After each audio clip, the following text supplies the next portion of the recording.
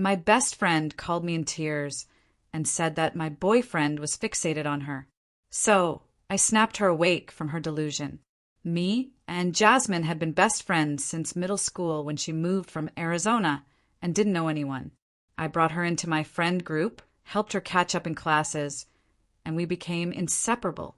We went to different colleges, but stayed close, talking every day and visiting each other monthly. Can you even imagine looking into the eyes of your best friend, someone you've known for 15 years, and realizing she genuinely believes your boyfriend is secretly, madly in love with her? It wasn't just delusion. It was a chilling, escalating nightmare that threatened to tear my life apart, one terrifying incident at a time. And the worst part, she was convinced I was the villain. So, Alex and we'd just moved back to our hometown, living 10 minutes apart. That's when I started dating Alex. He worked at an engineering firm downtown, and we actually met through my cousin's birthday party. He was shy, a little quirky, but genuinely kind and funny. Jasmine, my best friend, was thrilled for me at first. She kept saying it was about time I found someone decent after my string of terrible relationships. She'd come over for movie nights, join us for dinner. Everything felt completely normal for about 4 months. Then, things started to get weird. Jasmine would text me after we hung out, saying Alex kept staring at her. I'd just laugh it off because, seriously, Alex barely made eye contact with anyone but me due to his social anxiety. She'd insist he was finding excuses to sit next to her when we were out, but the reality was I always sat in the middle, with Alex on one side and Jasmine on the other. She started dressing up more when she knew he'd be around. Low-cut tops, asking if she looked good. Alex never even noticed. He was usually just showing me memes on his phone or talking about his work. One night, the call came. 11 p.m. Jasmine, hysterical, sobbing so hard I could barely understand her. My heart leaped into my throat. I honestly thought someone had died. Finally, she choked out, "I'm so sorry. I didn't mean for it to happen. Alex is in love with me, and I don't know how to handle it." My blood ran cold. What? I asked her what the hell she was talking about. She said she'd been picking up on signs for weeks, and it was killing her to keep it from me. I demanded to know what signs. She told me he always laughed at her jokes. I pointed out he laughed at everyone's jokes. He was just polite. She said he'd complimented her new haircut last week. He'd only said it looked nice after she literally asked him 3 times if he'd noticed anything different. Then she claimed he'd texted her about my birthday gift ideas, proving he was using me as an excuse to talk to her. I had to remind her I literally asked him to text her because she was helping me plan the party. She just shook her head, saying I was in denial. She could prove it. The next day, Jasmine showed up at my apartment like a deranged CEO, with a whole damn presentation. She'd analyzed Alex's social media likes. 5 of her photos in the past year, out of hundreds she'd posted. That was her evidence. She said his favorite coffee shop was near her gym, meaning he hoped to run into her. His favorite coffee shop had been there before she even joined that gym. She swore he'd mentioned her name 12 times at dinner last week. We were literally talking about her new job, so yeah, her name came up a lot. She started crying again, saying she never wanted to hurt me, but the heart wants what it wants. She actually said that. I just stared at her. "Jasmine," I asked, my voice barely a whisper, "has Alex ever told you he has feelings for you?" She just scoffed. He doesn't need to use words when his actions are so obvious. I grabbed my phone, called Alex right then and there, and put him on speaker. "Alex," I said, trying to keep my voice steady, "what do you think about Jasmine?" He sounded genuinely confused. "She seems nice," he said, "but kind of intense lately. Is she okay?" That's when Jasmine snatched my phone. "Alex," she declared, her voice dripping with fake pity, "you don't need to hide anymore. She knows about our connection." Alex's voice was even more bewildered. "What connection?" Jasmine started rambling about the way he looked at her, how he talked to her, always trying to be near her. Alex finally snapped, "I'm confused. Jasmine, are you drunk?" She started screaming then, yelling that he was gaslighting her, that they both knew what was between them. Alex's voice was firm. "My friend needs professional help," he told me, and then he hung up. Jasmine just smiled triumphantly. "See," she said, "his denial just proves he's in love with me." 2 days later, Jasmine texted Alex. She told him I'd given her permission to explore their feelings and asked him to meet for coffee. Alex immediately forwarded me the texts. "Is Jasmine having a mental breakdown?" he asked. My stomach lurched. I confronted her. She claimed she was testing him to prove his feelings. She genuinely thought he'd jump at the chance to be with her. When he didn't respond to her follow-up texts, she declared he was playing hard to get. Then it escalated.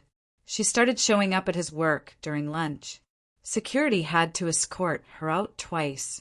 The second time, she actually told the guard she was Alex's girlfriend and I was the crazy ex. The guard called Alex to confirm. He told them he'd never dated her and to call the police if she came back. She joined his gym and would stand next to him on the treadmills. He switched gyms. She found out which one and joined that too. He started working out at home. She told our entire friend group that Alex was sending mixed signals and leading her on while staying with me out of pity. Most of them knew she was being insane, but a few, I could tell, started questioning things because she was so incredibly convinced. I had to show them the unhinged texts she'd sent both of us. The breaking point was Sunday dinner. She showed up at Alex's parents' house. His mom, with her reading glasses still perched on her nose, opened the door with this confused, polite smile that didn't quite reach her eyes. She asked how Jasmine knew their address, since they'd only met twice before at casual dinners. Jasmine didn't answer. She just pushed past her into the house, declaring she needed to talk to Alex without me there manipulating everything. I heard Alex's voice from the dining room, high-pitched, panicked, asking his mom what was happening. His dad's chair scraped against the floor as he stood up fast. I was still at my apartment when my phone buzzed with Alex's text. "Help, she's here." My stomach dropped. I knew exactly who he meant. Alex's dad walked into the entryway, his voice firm. "You need to leave right now." Jasmine's eyes filled with tears. She said she just needed 5 minutes to explain that Alex had been secretly reaching out to her, and she couldn't keep pretending. Alex's parents exchanged worried glances. Their son was literally backing away from Jasmine toward the kitchen. His mom put a hand on his shoulder. "Are you okay?" Jasmine just kept talking about signs and hidden messages, how Alex's love for her was so obvious to everyone except his controlling girlfriend. Alex's dad repeated himself, louder this time. Jasmine, unbelievably, sat down on their couch like she lived there. She said she wasn't going anywhere until Alex admitted his true feelings. I drove to Alex's parents' house, way over the speed limit, my hand shaking on the steering wheel. When I pulled up 10 minutes later, Jasmine was sitting on their front porch, arms crossed. Alex's mom stood by the door, looking completely lost. Jasmine saw me get out of my car and immediately started telling Alex's mom how I'd been emotionally abusing Alex for months. How I kept him away from his friends, monitored his phone, made him feel guilty for having any life outside our relationship. Alex's mom looked at me, trying to figure out if any of this could possibly be true. I walked up the porch steps. Jasmine stood up, got right in my face. "Alex deserves someone who trusts him," she hissed. "Someone who doesn't need to control every second of his day."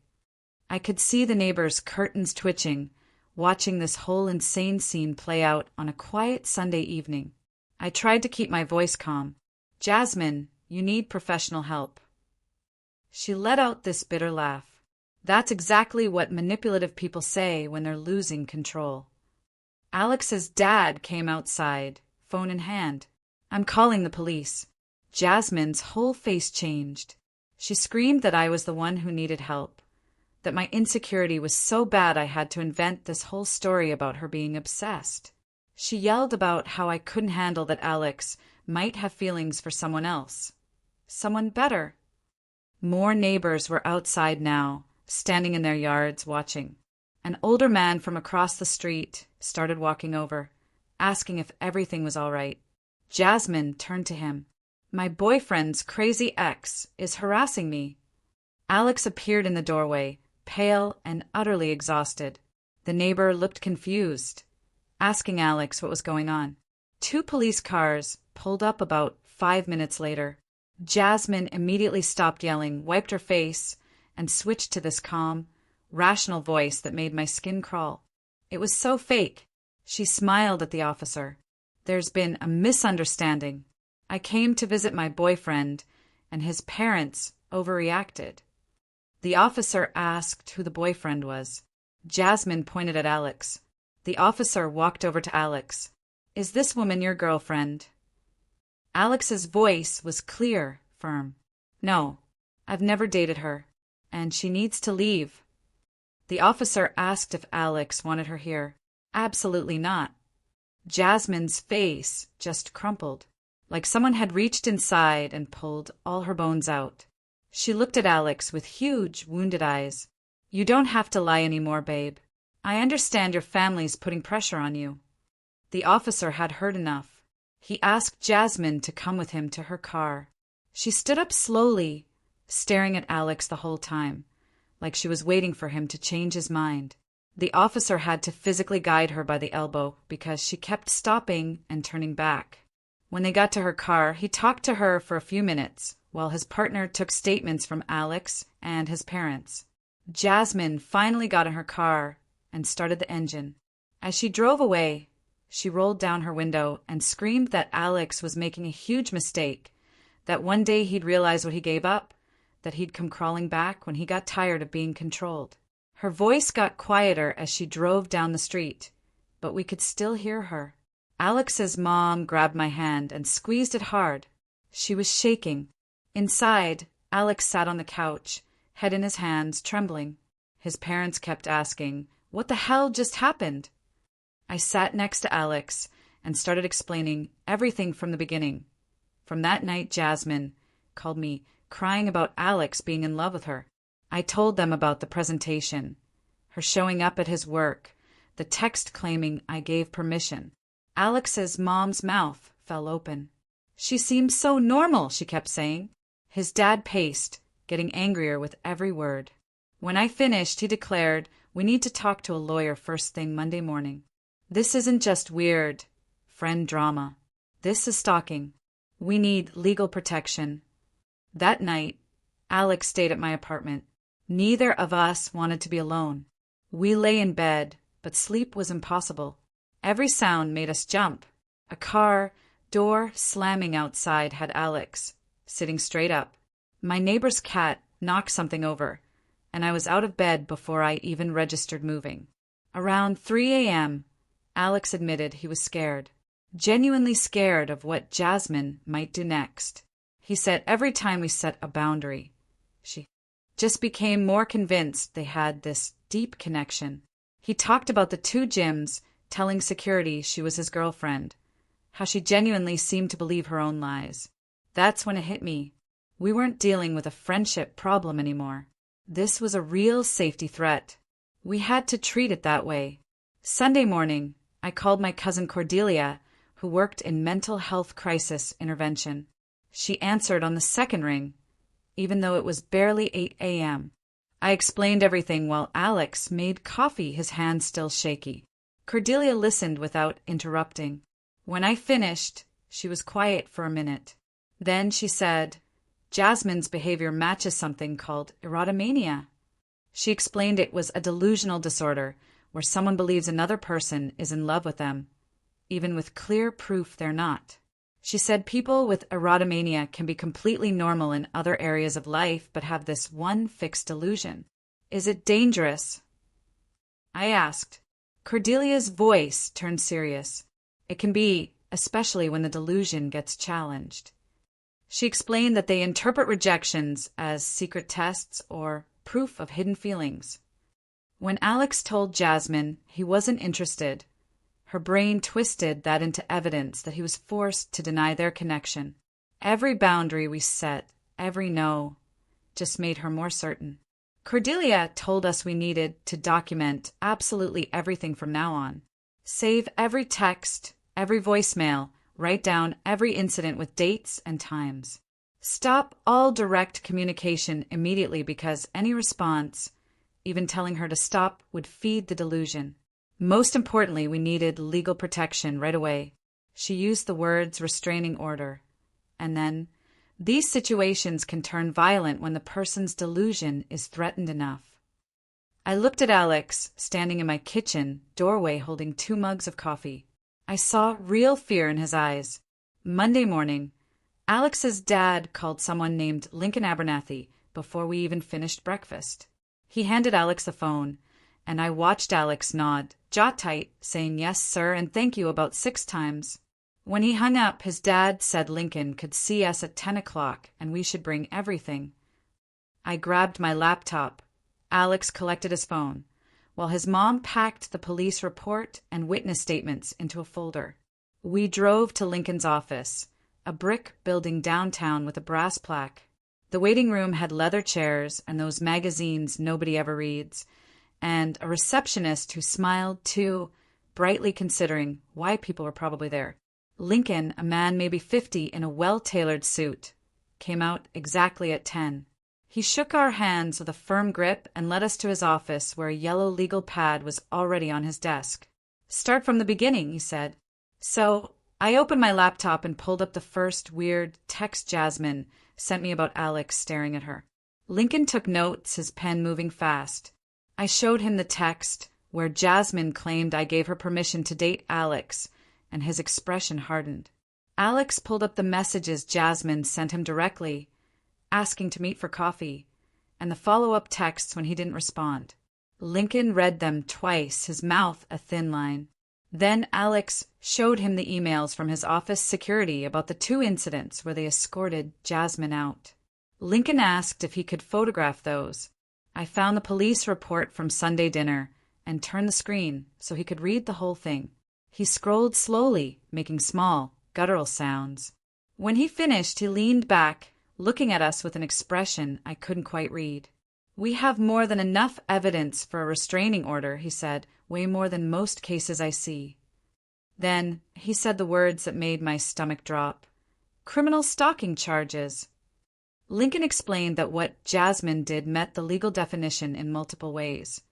Workplace harassment, residential trespassing, repeated unwanted contact after being told to stop. He said the process would require me and Alex to testify about specific incidents, dates, times, everything. His voice grew more serious. Jasmine will be formally notified of the restraining order filing. I want you prepared that this might trigger another escalation before things get better. He used the word escalation, like it was a normal thing to expect.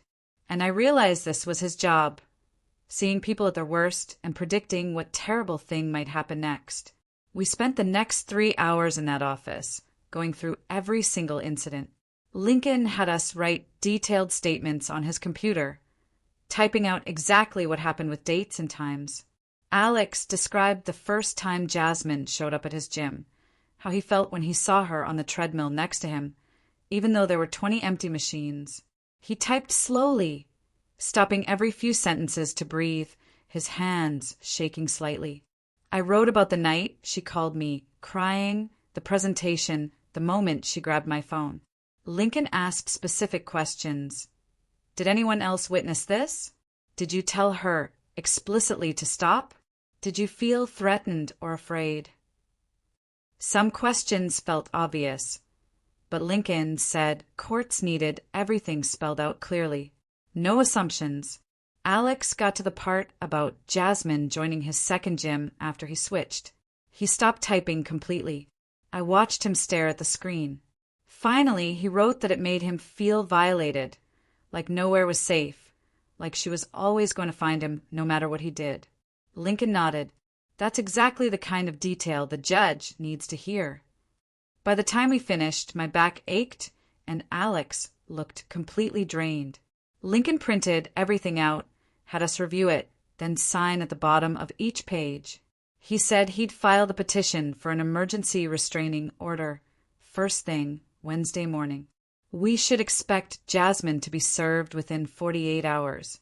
That afternoon, my phone rang while Alex and I were eating sandwiches in my car outside a gas station.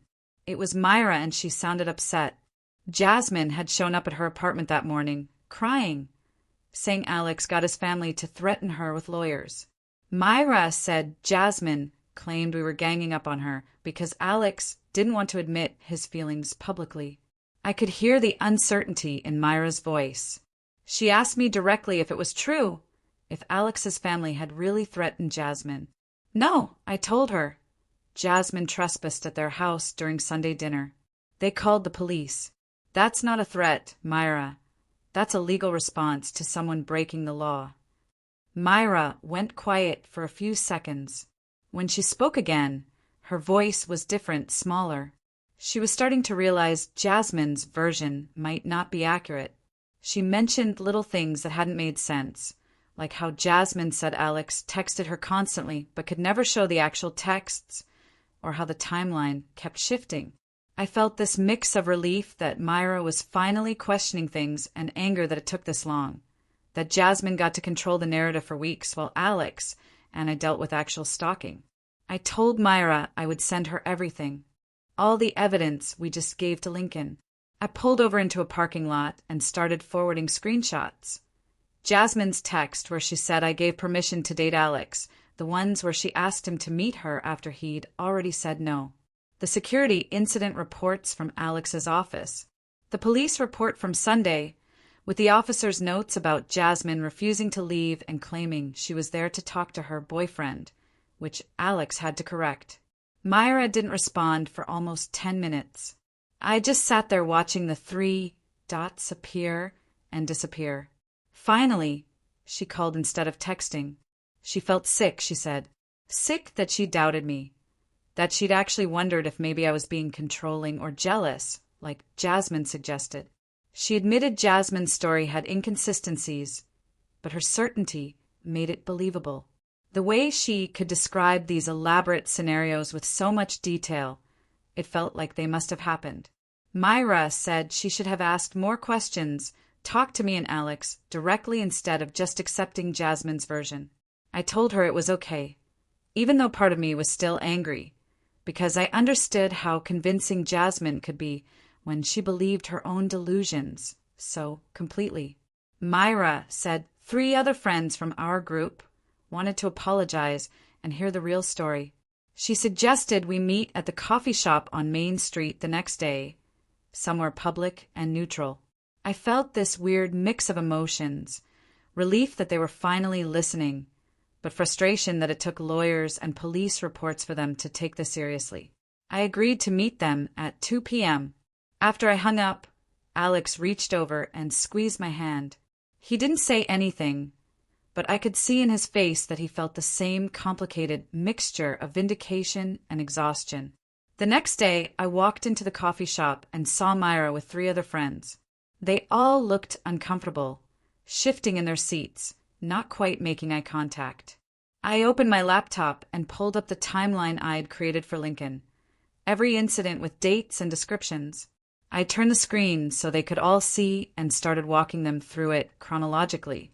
Their faces changed as they read, from uncertain to shocked to horrified. When they got to the text where Jasmine claimed I gave her permission to date Alex, Myra gasped. She said Jasmine had told them Alex sent that message to Jasmine as a test to see if she'd meet him, which was the complete opposite of reality. I showed them Alex's immediate response, forwarding it to me, asking if she was having a breakdown. Sarah, another friend, put her hand over her mouth and shook her head.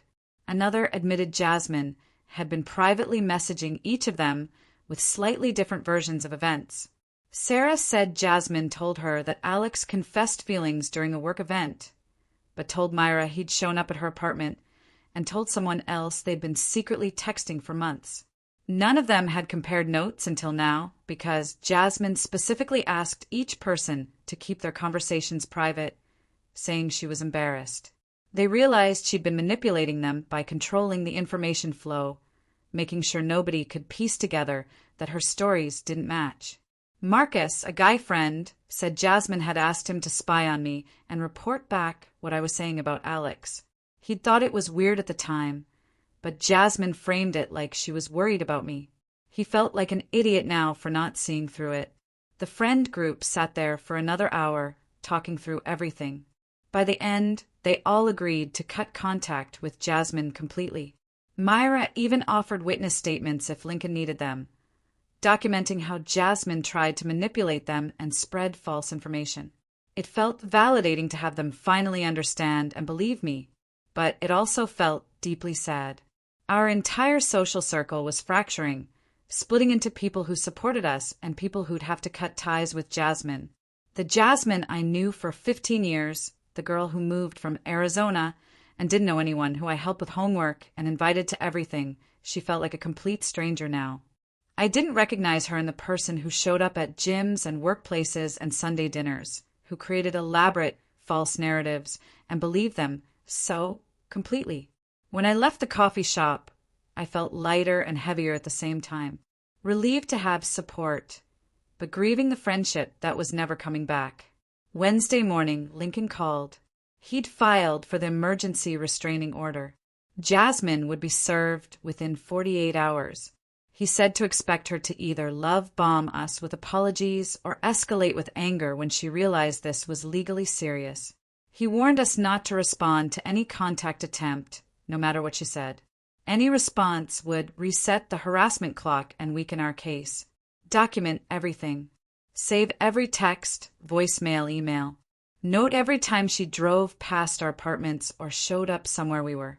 His voice was calm but firm. The next few days are critical. This is when people with delusions either accept reality or double down harder. I thanked him, hung up, and immediately told Alex. We both felt this strange anticipation, like waiting for a storm we knew was coming, but couldn't predict exactly when it would hit. That night, my phone started buzzing around 8 p.m. and didn't stop. Jasmine's name flashing on the screen, over and over, each call going to voicemail. Lincoln had been clear about not answering, not giving her any opening to claim we were still in contact. I watched the notifications pile up. 17 missed calls in 2 hours. Each one felt like a physical weight pressing down on my chest. Alex sat next to me on the couch, looking at his own phone, jaw tight, trying to distract himself from the constant buzzing. The voicemails accumulated in my inbox, little red numbers climbing higher and higher. And part of me desperately wanted to listen, because somewhere in my brain, I still believed my actual friend might be in there, might say something that would make this all make sense. But I knew better now. Knew that the Jasmine leaving those messages wasn't the girl I'd known since middle school. And listening would only hurt me more without changing anything about the situation we were trapped in. The next morning, Alex's phone lit up with a text from Quentin at work. I watched his face go pale. Then he turned the screen toward me without saying anything. Jasmine had shown up at his office building again. Apparently, she thought she could just walk in and see Alex like nothing had happened. Like Lincoln hadn't filed legal paperwork and warned her to stay away. Security recognized her immediately from the previous incidents and called the police before she even made it through the lobby doors. Quentin's text said she'd been arrested for trespassing, since the building management had formally banned her after the second time she harassed Alex. She was in police custody now, actually arrested, handcuffs and everything. The reality of how far this had escalated hit me like a truck. This wasn't just friend drama anymore. Not even just stalking we could document. This was criminal charges, jail time, a permanent record that would follow Jasmine for the rest of her life. Lincoln called an hour later.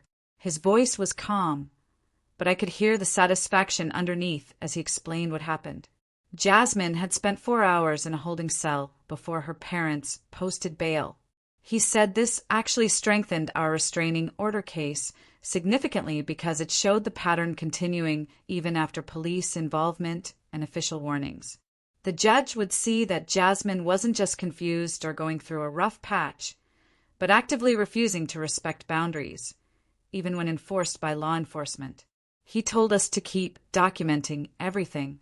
Save any texts, calls, attempts at contact, because each piece of evidence made our case stronger and showed we genuinely needed legal protection from someone who wouldn't stop on her own.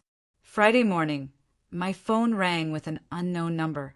I almost didn't answer, thinking it might be Jasmine calling from a different phone, but something made me pick up. Jasmine's mom's voice came through, choked with tears, barely coherent. She said they had had no idea things had gotten this bad, that Jasmine had been telling them Alex was her boyfriend, and I was a jealous ex-friend trying to break them up out of spite. They believed her because why wouldn't they believe their own daughter? And now they were devastated to learn the truth from the police report, the trespassing charges, everything we'd documented. Her mom kept apologizing, saying she should have known something was wrong when Jasmine's stories didn't quite add up. When she refused to let them meet Alex, or got defensive when they asked normal questions. I felt bad for her. I knew what it was like to watch someone you love disappear into delusion, to realize the person you thought you knew had been replaced by someone you didn't recognize at all. Jasmine's dad got on the phone after her mom couldn't talk through her crying anymore. His voice was tight and controlled, like he was barely holding himself together. He asked if there was any way to resolve this without legal action because they were trying to get Jasmine into psychiatric treatment. I understood what he was asking. Understood that he wanted to protect his daughter from a restraining order and a criminal record. But I also remembered Alex's face when Jasmine showed up at his parents' house. I explained as gently as I could that we'd tried everything else, that we'd been patient and understanding, given Jasmine so many chances. But she'd shown up at Alex's family home. That crossed a line we couldn't uncross. He went quiet for a long moment. Then he said he understood. They'd cooperate with whatever we needed and provide any information that might help get Jasmine the mental health treatment she clearly required. Before he hung up, he said he was sorry. Not just for what Jasmine had done, but for not seeing it sooner. Tears ran down my face. This whole situation was destroying so many people beyond just me and Alex. Lincoln called back Tuesday afternoon. The restraining order hearing was scheduled for the following Tuesday morning at 9 a.m. He walked us through what to expect. Jasmine would be in the courtroom. She had the right to face her accusers. He warned us she might try to speak directly to Alex, make eye contact, gesture, anything to get his attention, and prove their connection was real. We needed to stay calm no matter what. Let the legal process work. Trust the judge would see through her delusion. He said to dress professionally, but not fancy, answer questions clearly and honestly, focus on facts rather than emotions. His voice was steady, reassuring. But I could tell he was preparing us for how hard this was going to be, for having to face Jasmine in person and recount everything she'd done while she sat there watching us. That weekend, Alex and I barely left my apartment, ordering takeout, watching movies we'd already seen because neither of us could focus on anything new. We were both emotionally exhausted, drained from weeks of constant stress and fear, looking over our shoulders everywhere we went. Alex kept apologizing, like this was somehow his fault for being polite to my friend, for laughing at her jokes and complimenting her haircut when she asked directly. All the normal, friendly behavior that her brain had twisted into proof of secret love. It broke my heart. He'd done absolutely nothing wrong, just been his usual kind, socially anxious self. And now he was carrying guilt for something that existed only in Jasmine's delusion. I told him over and over that this wasn't his fault, that mental illness doesn't need a reason or a cause. But I could see he didn't fully believe me yet. Sunday evening, I finally gave in to the temptation I'd been fighting all week. I listened to one of Jasmine's voicemails. I regretted it immediately. Wished I could unhear her sobbing voice, saying she knew Alex was being forced to do this by his controlling family. That their love was tested like Romeo and Juliet, some tragic romance. She said she'd wait for him no matter how long it took. That real love could survive anything, including restraining orders and family interference and temporary separations. Her voice had this dreamy quality to it, like she was narrating a movie in her head instead of talking about real life with real consequences. I felt sick listening to how completely she believed the false reality she'd constructed. I deleted the voicemail, blocked her number on yet another level, then sat there feeling dirty and sad and angry all at once. Cordelia showed up that evening with Thai food and a determined expression. She'd taken time to help us prepare mentally for the hearing. She explained that facing Jasmine in court might be harder than we expected because delusional people can be very convincing in their false reality. They believe what they're saying completely, with no doubt or hesitation, and that conviction can make others question what they know to be true. We needed to stay grounded in facts, in the documented evidence and witness statements and police reports, rather than getting pulled into the emotional story Jasmine would tell. She practiced questions with us, had us recount incidents clearly and specifically, and reminded us that the judge had seen cases like this before and would know what to look for in someone experiencing erotomania. Monday night, I couldn't sleep. My brain refused to shut off as I lay there staring at my ceiling. I kept thinking about middle school Jasmine, the girl who moved from Arizona and didn't know anyone. How scared and alone she'd looked that first day until I invited her to sit with my friend group at lunch. I remembered helping her catch up, introducing her to everyone, promising we'd always be friends no matter what, because that's what best friends did. The grief of losing that person to mental illness hit me in waves, rolling over me until I was crying in a way I hadn't let myself since this whole nightmare started. Alex held me while I sobbed, not saying anything because there was nothing to say, and I mourned the friendship that had shaped who I was for 15 years, but would never exist again in any form I recognized. Tuesday morning, I woke up with my stomach in knots. Today was the hearing. I'd have to see Jasmine in person for the first time since that night at Alex's parents' house. We got to the courthouse 40 minutes early because Alex wanted to be prepared, and Lincoln told us to arrive with time to spare. The building was this old brick structure downtown, with marble floors that echoed every footstep, making everything feel more serious than I was ready for. Lincoln met us in the lobby, wearing a dark suit, carrying a thick leather folder. He walked us through what would happen step by step. We sat on a wooden bench in the hallway, and I kept watching people walk by, wondering if any of them were going through something similar, or if our situation was as crazy as it felt. Alex held my hand.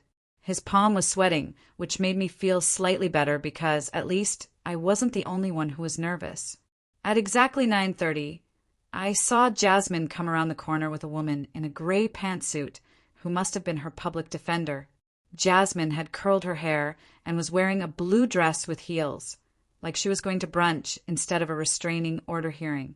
And when she saw Alex, her whole face lit up with this hopeful smile that made my skin crawl.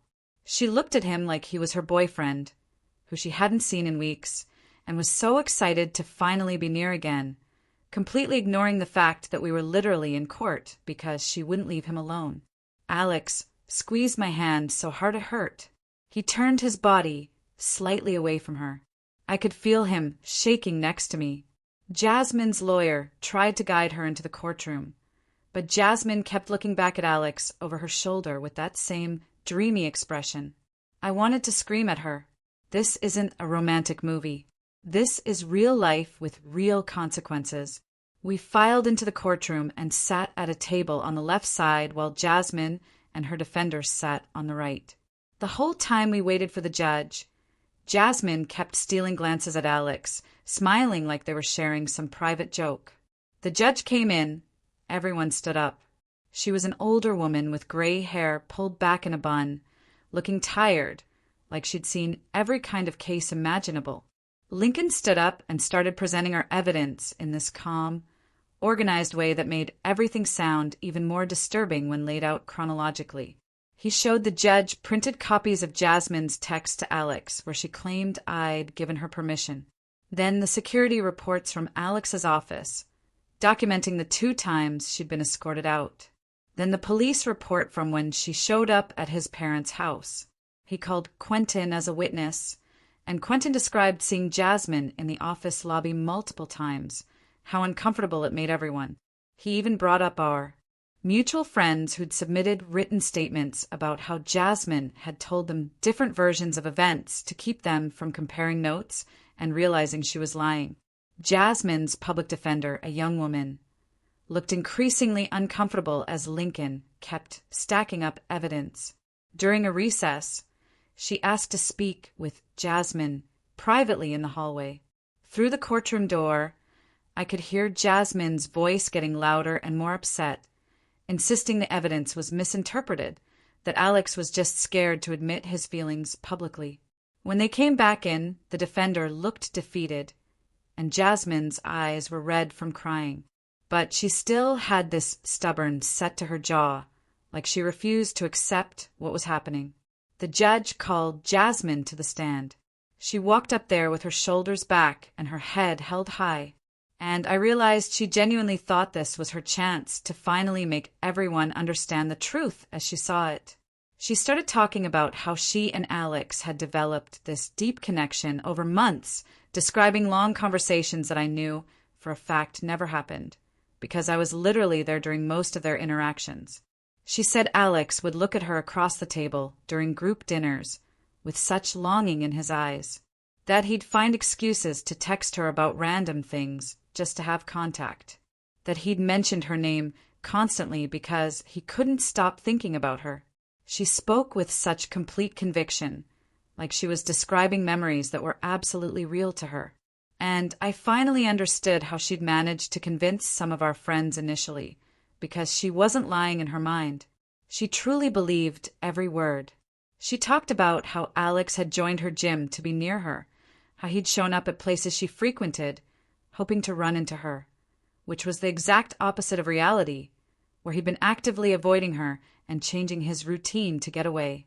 The judge was taking notes, her expression neutral, but I saw her eyes narrow slightly when Jasmine described conversation where Alex supposedly confessed his feelings.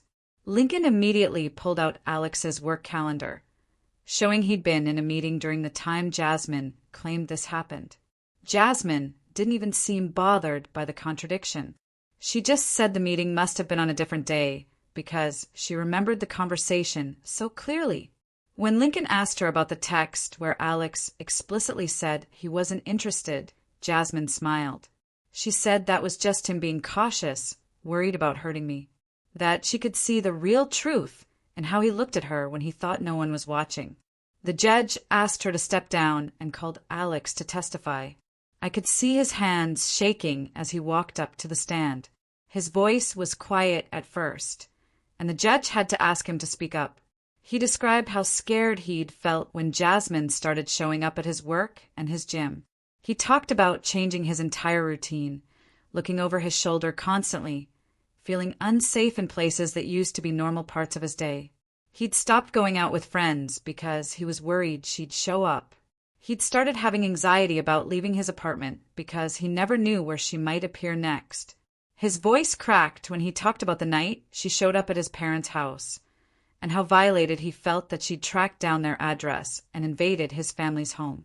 The whole time Alex was speaking, I was watching Jasmine's face, and she was smiling, actually smiling, like he was declaring his love instead of describing how much fear and stress she'd caused him. She had this soft, dreamy look in her eyes, like she was watching a romantic scene in a movie, completely disconnected from the reality of what he was actually saying. The judge noticed too, because she kept glancing at Jasmine with this increasingly concerned expression. When Alex finished testifying, the judge asked Jasmine to stand. She looked directly at her and asked, in a very clear, firm voice, if Jasmine understood that Alex did not want any contact with her. Jasmine's smile didn't waver. She said that what Alex says and what he really feels are two different things, that she could see that truth in his eyes, even when his words said something else, that their connection went deeper than what could be expressed in a courtroom setting. The judge's expression went from concerned to hard in about 2 seconds. She said she'd heard enough. She granted a 3-year restraining order, requiring Jasmine to stay 500 feet away from me from Alex, from both our apartments, both our workplaces, and from Alex's parents' home. Jasmine's face crumpled. She started crying, saying the judge didn't understand, that this was all a huge mistake, that she and Alex just needed time to work things out without interference. Her lawyer put a hand on her arm, trying to calm her down, but Jasmine kept talking, her voice getting louder and more desperate, insisting that real love couldn't be stopped by a piece of paper. The bailiff stepped forward, and Jasmine's lawyer physically guided her toward the exit while she was still crying and protesting. We walked out into the courthouse hallway. I felt shaky with relief and exhaustion, like I'd been holding my breath for weeks and could finally let it out. Jasmine's parents were waiting outside the courtroom. They approached us, looking completely broken. Her mom had tears running down her face. She kept apologizing, saying they had no idea things had gotten this bad because Jasmine had told them Alex was her boyfriend, and I was just jealous. Her dad looked about 10 years older than the last time I'd seen him at a barbecue 6 months ago. He said they were taking her to get a full psychiatric evaluation that day because clearly something was very wrong. I could see they were grieving, too, mourning the daughter they thought they knew, and trying to accept this stranger who'd replaced her. Her mom reached out like she wanted to hug me, then pulled back. She said she was so sorry for everything Jasmine had put us through. They'd make sure she got the help she needed. They walked away toward where Jasmine was standing with her lawyer near the elevators. I watched them put their arms around her while she cried into her mom's shoulder. Lincoln pulled us aside. Violating the restraining order was a criminal offense. Immediate arrest, possible jail time. We needed to document any attempted contact, no matter how small. Save every text, voicemail, social media message, and report it to the police right away. He warned us the next few weeks would be the highest risk period. That's when people either accept the reality of the order or escalate in a last attempt to make contact. We thanked him and walked out of the courthouse into bright sunshine that felt surreal after the fluorescent lights and heavy atmosphere inside. That night, Alex and I ordered Chinese food and sat on my couch in complete silence for almost an hour. We were both too exhausted to talk. I kept replaying moments from the hearing in my head, seeing Jasmine's face when Alex testified about being scared, hearing her insist she knew his real feelings better than he did. Alex finally broke the silence. He said he felt like he could breathe for the first time in weeks, that having the legal protection made him feel safer, even though he knew a piece of paper couldn't physically stop her. I realized my shoulders were up near my ears, and when I tried to relax them, they actually hurt from holding so much tension for so long. The next few days were quiet in a way that felt almost wrong. I kept expecting my phone to ring with Jasmine's number, or to see her car parked outside my apartment. Every time I heard footsteps in the hallway, I tensed up, waiting for a knock that never came. The absence of constant crisis was almost as stressful as the chaos had been, because I didn't trust that it was really over. Couldn't quite believe the restraining order would actually stop her when nothing else had.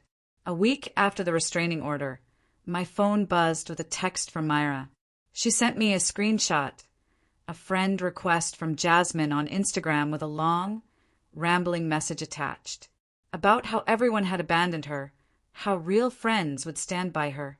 Myra had blocked her immediately and reported it to both me and Alex. I stared at the screenshot, feeling this weird mix of relief and sadness. Relief that our friends were finally taking this seriously, instead of questioning whether Jasmine might have a point. Myra texted that she felt stupid for ever doubting me, and that seeing Jasmine try to manipulate her way back into their lives made her realize how sick Jasmine really was. 3 days later, Alex got an email from his workplace security. Update: Jasmine hadn't attempted to enter the building since the restraining order was served. The security team had circulated her photo, updated the access system to flag her immediately. Quentin stopped by Alex's desk that afternoon and mentioned word had spread around the office. Alex's face went red. He looked down at his keyboard because he hated being the center of attention. But Quentin said everyone was looking out for him now. If anyone saw Jasmine anywhere near the building, they'd report it right away. That night, Alex told me he'd actually gotten emotional in the bathroom at work because people cared enough to protect him. He wasn't used to that kind of support from anyone except me. 2 weeks after the hearing, I was making dinner when Jasmine's mom called. My stomach dropped. I didn't know if this meant more problems. Her voice sounded tired, but told me Jasmine had been officially diagnosed with erotomania by the psychiatrist. She was starting treatment with medication and therapy, but still didn't believe she was sick. Jasmine kept insisting everyone was conspiring against her, that the diagnosis was just another way for me and Alex to turn people against their relationship. Her mom said at least Jasmine was in the mental health system now where professionals could monitor her, and hopefully the medication would start working soon. I thanked her, even though it must have been hard for her to admit her daughter needed that level of help. The next week, I made an appointment with a therapist. I couldn't stop thinking about all the times I'd explained away Jasmine's weird behavior. I kept replaying moments from the past few months, wondering if I should have seen this coming or done something differently. The therapist explained that delusional disorders can emerge in early adulthood, and there was nothing I could have done to prevent it. She said Jasmine's brain was creating a false reality that felt completely real to her, and no amount of friendship or intervention from me would have stopped that process. It helped to hear that, but it didn't completely erase the what-ifs that kept running through my head at 3 a.m. That weekend, Alex and I had a long conversation on my couch about how this whole experience had changed us. He said he'd learned to trust his discomfort instead of being polite when something felt wrong. He admitted Jasmine had made him uncomfortable pretty early on, but he'd ignored it because he didn't want to cause problems in my friendship. Now he realized that instinct was trying to warn him. I told him I needed to work on not explaining away concerning behavior just because I loved someone. I'd spent so much energy convincing myself Jasmine's actions were just her being dramatic or going through something instead of accepting that her behavior was genuinely dangerous. We both agreed we'd rather hurt someone's feelings by setting boundaries than end up in another situation like this one. A month after the restraining order, we decided to cautiously start reclaiming our normal life. Alex went back to his regular gym, but only during off-peak hours when it was less crowded and he could keep an eye on who was coming in. I started meeting friends at our usual coffee shop instead of avoiding places Jasmine might know about. It felt weird at first. I kept looking over my shoulder, expecting to see her standing there. But slowly, the knot in my chest started to loosen. I could actually enjoy my coffee without scanning the room every 30 seconds. Quentin invited us to a work happy hour at a bar near Alex's office. Alex actually said yes, which surprised me. He'd been avoiding social events for months. We showed up, and his coworkers were supportive without being weird. Nobody asked intrusive questions. They just included him in conversations about normal work stuff, made jokes. I watched Alex's shoulders relax as the night went on. He laughed. It was the first time in months I'd seen him look genuinely comfortable around other people. The next week, I was at the grocery store. I saw Jasmine's aunt in the produce section.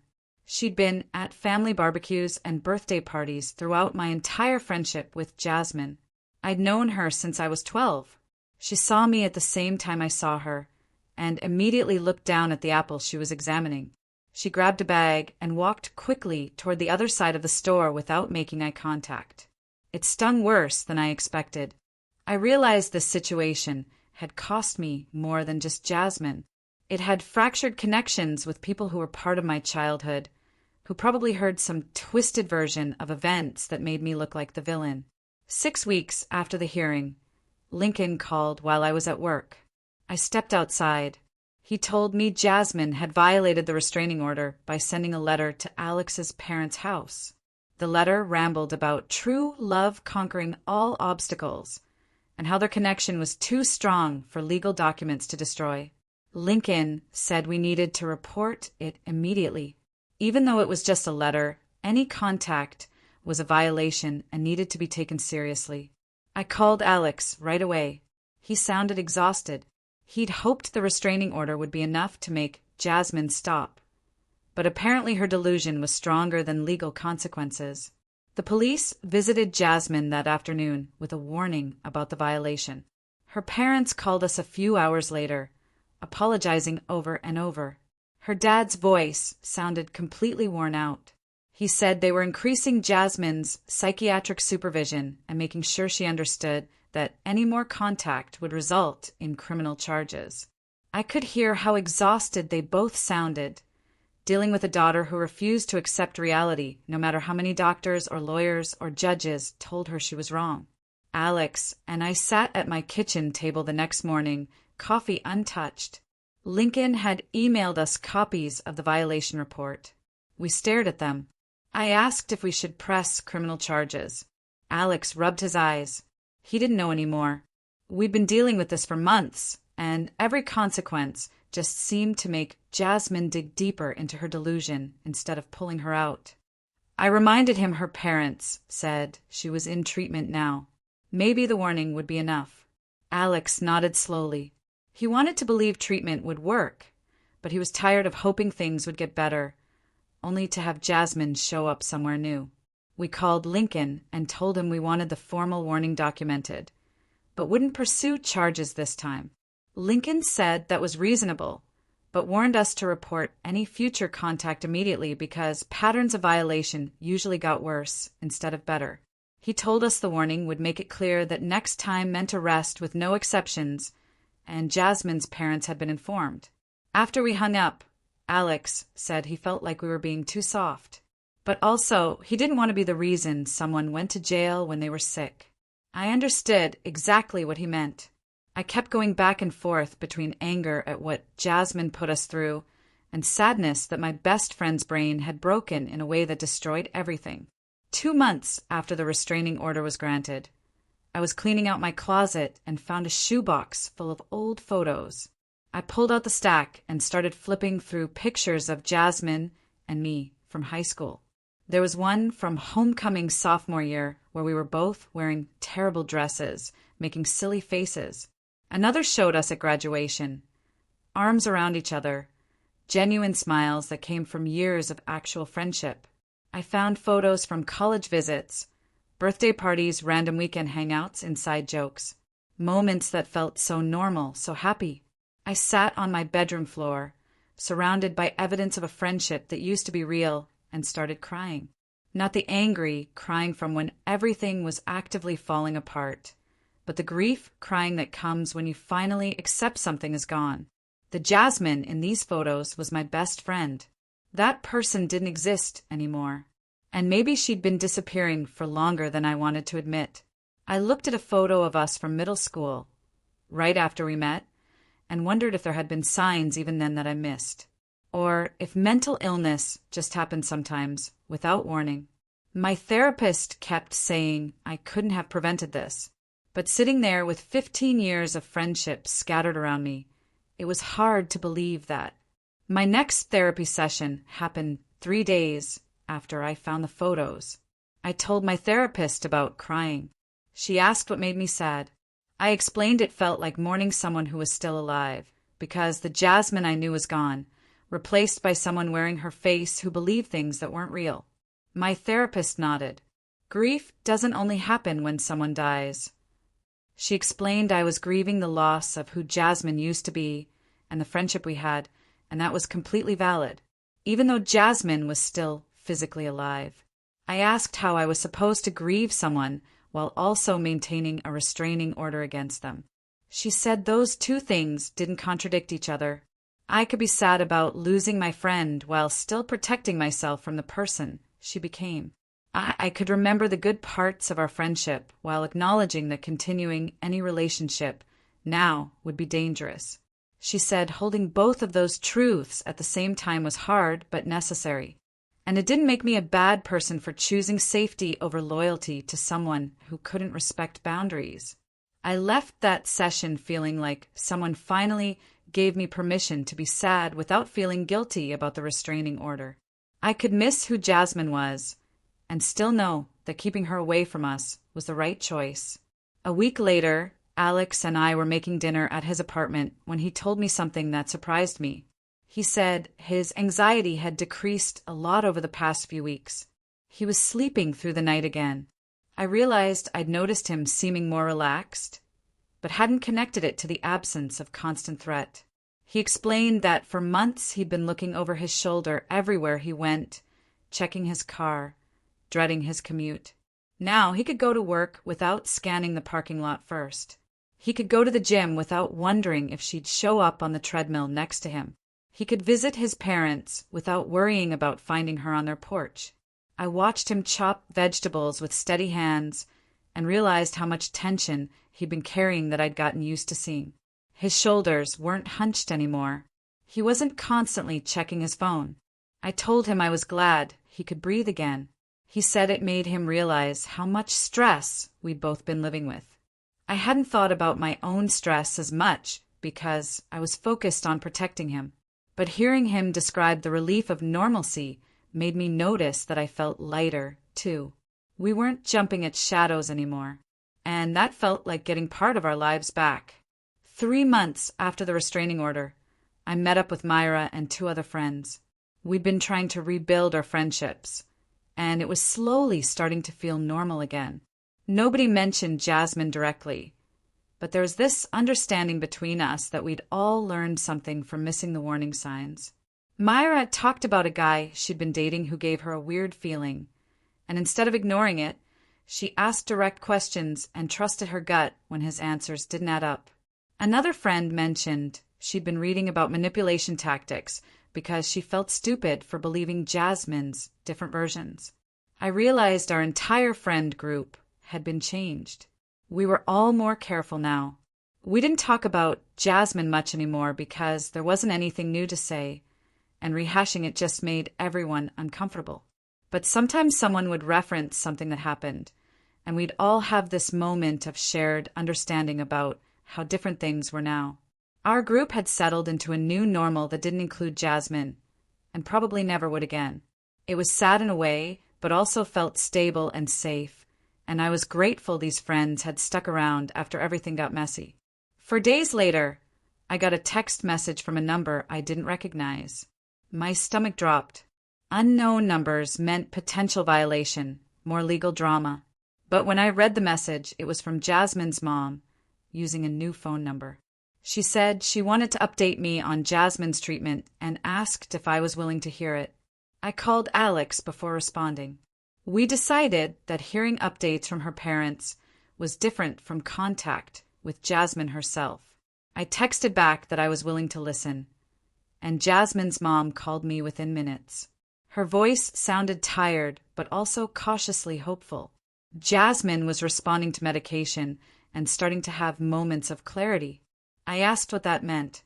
She said Jasmine had stopped insisting that Alex was in love with her, which was huge progress, even if it seemed small. She explained that Jasmine still struggled to accept full responsibility and sometimes slipped back into thinking everyone was against her. But there were moments now where Jasmine acknowledged that her thoughts about Alex weren't based in reality. That was more progress than they'd seen in months. I asked if Jasmine had said anything about me. Her mom paused. Jasmine remembered our friendship, but couldn't quite reconcile the person she remembered with the person who got a restraining order. I told her I understood and thanked her. After we hung up, I felt this complicated mix of relief that Jasmine might be getting better and sadness that even with treatment, she might never fully understand what she put us through. The following Sunday, Alex's parents invited us over for dinner. I felt nervous driving to their house because the last time we'd been there, Jasmine was sitting on their porch, refusing to leave. But when we arrived, everything was calm and normal. His mom answered the door with a smile, and his dad was in the kitchen making Alex's favorite pot roast. We sat at the same dining room table where the crisis had happened months ago, but this time we talked about regular things.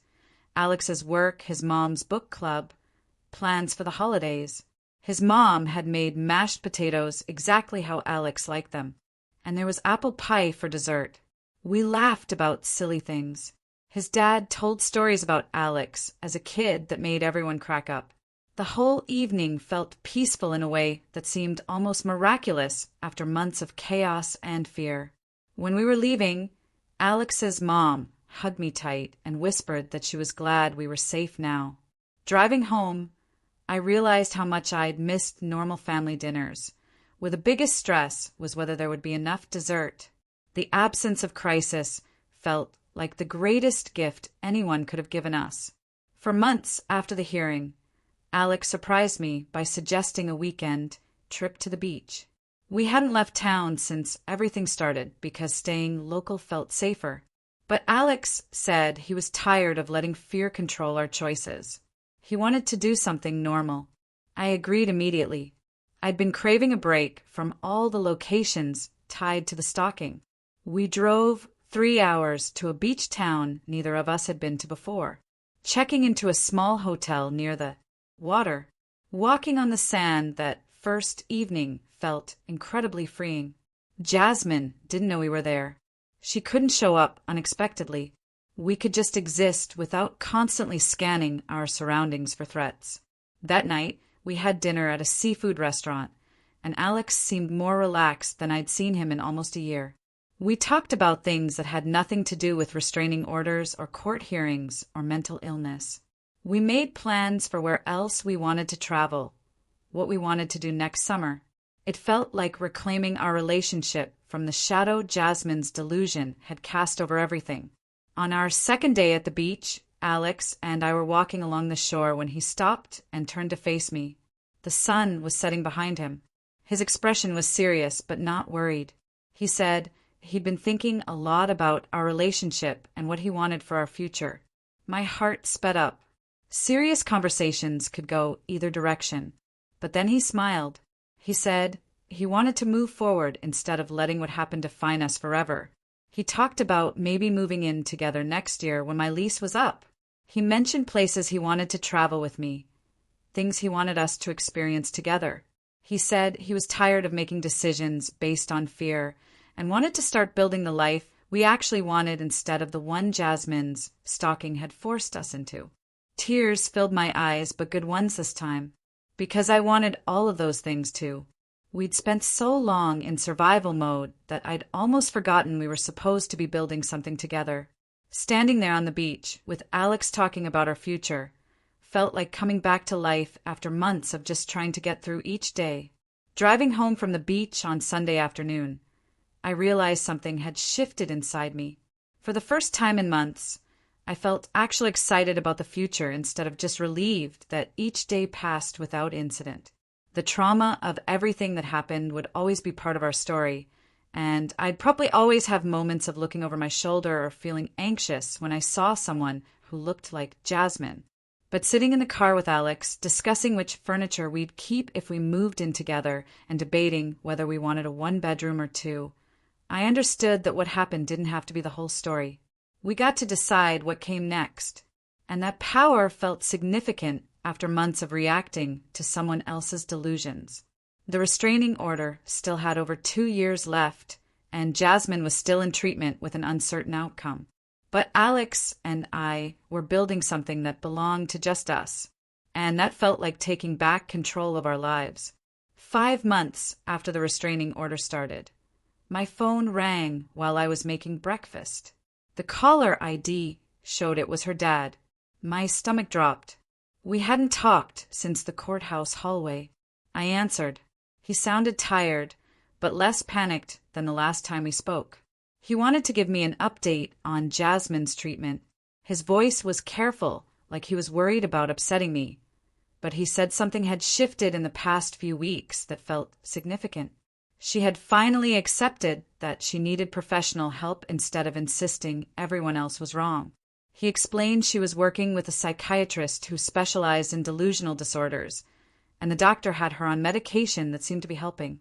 The progress was slow, and there were still bad days where old thought patterns came back, but she was starting to understand that what she believed about Alex wasn't based in reality.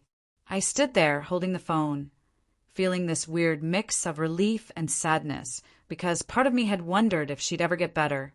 He said the psychiatrist explained it might take years of consistent treatment, and even then, recovery wasn't guaranteed. But at least she was trying now, instead of fighting everyone. I asked the question that had been sitting in my chest for months. Had she said anything about me? Or our friendship? There was a long pause on the other end of the line. I could hear him breathing. He finally said she had expressed regret about losing the friendship, but still struggled to fully accept her role in what happened. She knew things went wrong, but couldn't quite connect her actions to the consequences in a way that showed real understanding. He said the psychiatrist was working on that part specifically because accepting responsibility was crucial for actual recovery. His voice got quieter when he said maybe someday she'd be healthy enough to make real amends, but that was years away if it happened at all. He wasn't asking me to forgive her or wait around for an apology that might never come. He just wanted me to know she wasn't the same person who showed up at Sunday dinner anymore, even if she wasn't fully well yet either. I thanked him for calling and told him I hoped treatment continued helping her. After we hung up, I sat at my kitchen table for a long time, thinking about the friend I used to know and the stranger she became. That evening, Alex came over and I told him about the phone call. We ended up having this long conversation about whether we'd ever accept an apology from her if she offered one in the future. Alex said he'd been thinking about it too, because part of moving forward meant deciding what forgiveness looked like for us. He said he could probably forgive her someday for what she put us through, especially now that we knew it was a genuine mental illness and not just manipulation. But forgiveness didn't mean going back to how things were before, or letting her back into our lives. I agreed completely. Even if she got healthy and understood what she did, the damage to our friendship was permanent. Too much had happened. Too much trust had been broken. We both felt okay with that boundary, and it felt good to be on the same page about it. Alex said he didn't want to carry anger forever, but he also didn't want to pretend everything could be fixed with an apology. I realized that's exactly how I felt, too. Like we could let go of the worst feelings without opening ourselves up to being hurt again. We talked about how strange it was that someone we cared about became someone we needed legal protection from, and how that grief was separate from the relief of being safe now. 6 months after the restraining order was granted, our lives had settled into something that felt genuinely normal again.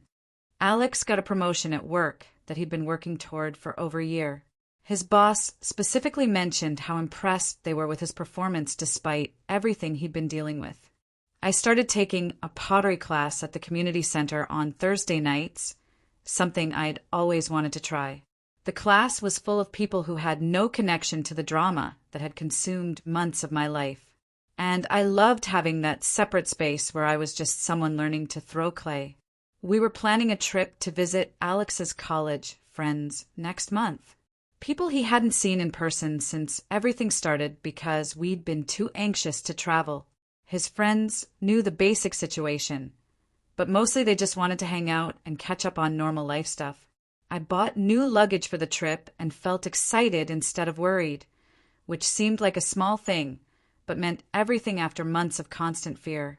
Alex and I went to movies without scanning the parking lot first. I met friends for coffee without that tight feeling in my chest, wondering if she'd show up. We existed in the world like regular people again, instead of like targets waiting for the next incident. The restraining order still had 2.5 years left on it, and we'd been told through her parents that there had been no further violations since the letter incident. Her parents reported she was stable on medication and living with them while continuing intensive therapy 3 times a week. I felt sad about how everything turned out. This wasn't the ending I would have chosen for a 15-year friendship, but I didn't regret protecting ourselves, and I didn't regret the restraining order. Sometimes caring about someone means accepting you can't fix them, and you have to prioritize your own safety. That's what I told my therapist, and she said it showed real growth in understanding healthy boundaries. On a random Tuesday evening, Alex and I were sitting on my apartment balcony, watching the sunset, drinking iced tea. The air was warm. I could hear kids playing in the courtyard below. Alex turned to me. He said he was grateful we got through everything together because it proved we could handle hard things as a team. He said a lot of couples would have broken up under that kind of pressure, but somehow it made us stronger instead of tearing us apart. I agreed. I realized I trusted him more now than I did before everything happened, which seemed backwards, but made sense. We'd seen each other at our most scared and most stressed, and neither of us ran. We made decisions together, supported each other, and came out the other side still wanting to build a life together. For the first time since that midnight phone call 6 months ago, when everything started falling apart, I felt completely at peace with where we were. The fear that had been sitting in my chest for so long was finally gone, replaced by this quiet certainty that we were going to be okay. I was excited about the future instead of just relieved to survive each day. We had plans and dreams again instead of just crisis management strategies. Alex reached over and held my hand, and we sat there watching the sky turn pink and orange. I thought about how 6 months ago I couldn't have imagined feeling this calm or this hopeful. The trauma would always be part of our story, and I'd probably always have moments of looking over my shoulder or feeling anxious when I saw someone who looked like her from behind. But sitting there with Alex, planning our trip and talking about maybe getting a dog next year and debating whether we wanted to move in together when my lease ended, I understood that what happened didn't have to define everything that came after. We got to write the next chapters ourselves. Honestly, this whole thing made me reevaluate so much about boundaries, trust, and even mental health. Have you ever had to draw a line with someone you loved, even when it hurt like hell? Or watch someone you cared about change into someone you didn't recognize? Tell me what you think in the comments below. I'd really love to hear your experiences.